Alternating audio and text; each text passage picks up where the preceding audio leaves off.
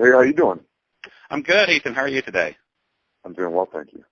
Well, we're talking today about The Curse of Sleeping Beauty, and this particular iteration is based partly on the classic fable which was written by the Brothers Grimm, and it's more of a spooky ghost story rather than a straight-up slasher flick. Was that one of the aspects that attracted you to the script? Yeah, I suppose it is. Also, a lot of the storytelling is done in the images. It's very atmospheric. You can really only communicate in film. Yeah, in most movies, an actor gets to share screen time with their co-stars, but for a large majority of this film, you're on your own. Granted, you do get to have the entire screen to yourself, so to speak, but as an actor, did you like that, or do you prefer sharing the screen with other actors? You know, I like both. I think it's nice to have, as a character, a lot of moments to oneself because so much is told in the silence. But then again, I think it's probably more fun to share the screen with another actor and to kind of play around in a world. Well, as an indie filmmaker myself, I really liked how the movie was shot. I find too many films these days incorporate the handheld technique that tends to make people nauseous, but the movie had an old school feel to it, kind of like early John Carpenter or Brian De Palma. Do you find this style of filmmaking helps you with your performance as opposed to having a shaky cam in your face? I don't think that there's a better way. I think it all comes down to sort of the editing and finishing of the film because, I mean, you can make a great film on a handheld iPhone, kind of up to the taste of the editor and the director in the editing room at the end of the day. Do you have a preference between the two? I mean, I know a lot of people don't like the handheld, and some people like myself prefer the old school. Do you have a preference yourself?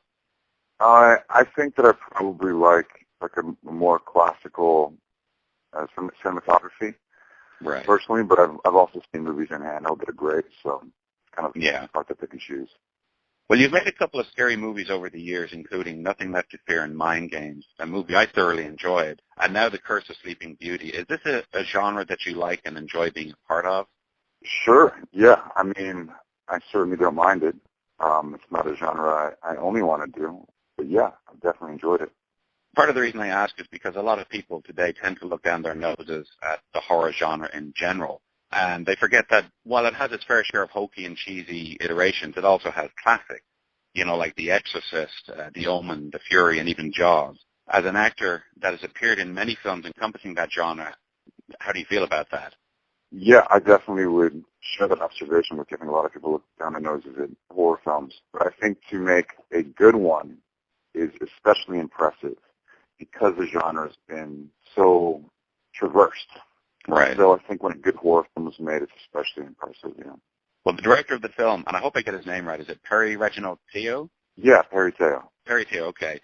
He's made quite a few horror films in his career to date. Do you guys plan on working together again in the future, or do you just take it one movie at a time? Right now, we're just taking one movie at a time. Okay. I find that many films today tend to culminate with a more pessimistic approach as opposed to the movies of yesterday, where for the most part, when the film ended, everything and everyone was good.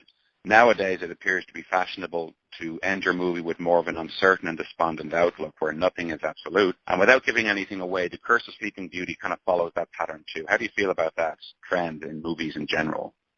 I think that they tend more recently to leave the stories open-ended for commercial and financial reasons because if the film does well, then there's opportunity for sequels. Right. So right. That's sort of my immediate impression and conclusion of why they're doing that. But otherwise, if they leave, let's say they leave the villain alive or the monster alive at the end, then it's just kind of spookier for the viewer because whatever terror is still out there. Right. And I think that's an interesting choice. Well, you started acting in the mid-'90s, and you've appeared in a multitude of various films and TV shows, and you've worked your way up from small parts to supporting roles and now being the star in feature films.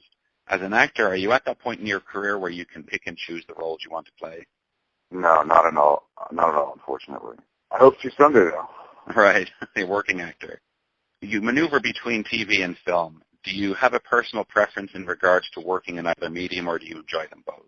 I really enjoy them both, but with regards to watching them, I find that no matter how wonderful a TV show can be, I always prefer viewing film as a medium. And I don't know if that's just because there's more style in film. That's not even true anymore. I just feel like films. I like the length. I like the depth in which they go with the characters, like the cinematography. And it's not that that's unachievable on television, but it just tends to be a little watered down. Right.